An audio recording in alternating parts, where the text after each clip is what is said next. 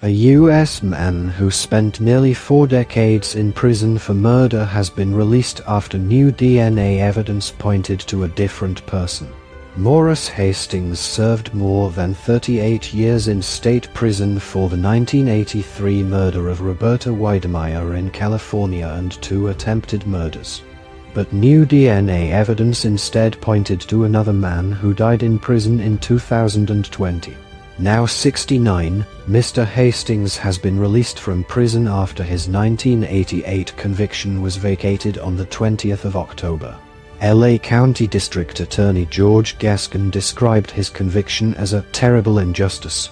The justice system is not perfect, and when we learn of new evidence which causes us to lose confidence in a conviction, it is our obligation to act swiftly, he added in a statement.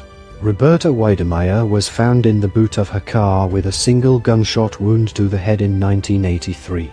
She had earlier been sexually assaulted.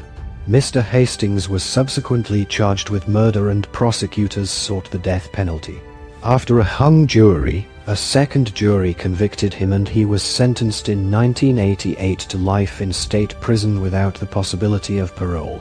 At the time of the victim's autopsy, semen was detected in an oral swab.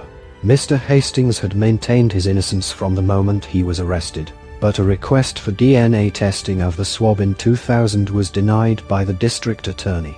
Eventually he was able to put in a claim of innocence to the DAS Conviction Integrity Unit in 2021 and DNA testing in June found that the semen was not his. The DNA profile instead matched a man who had been convicted of an armed kidnapping where he placed his female victim in a trunk of a vehicle. Following a court hearing on the 20th of October to vacate his conviction, Mr. Hastings told reporters he wasn't bitter and wanted to enjoy the rest of his life. "I prayed for many years that this day would come," the Associated Press quoted Mr. Hastings as saying. "I am not pointing fingers.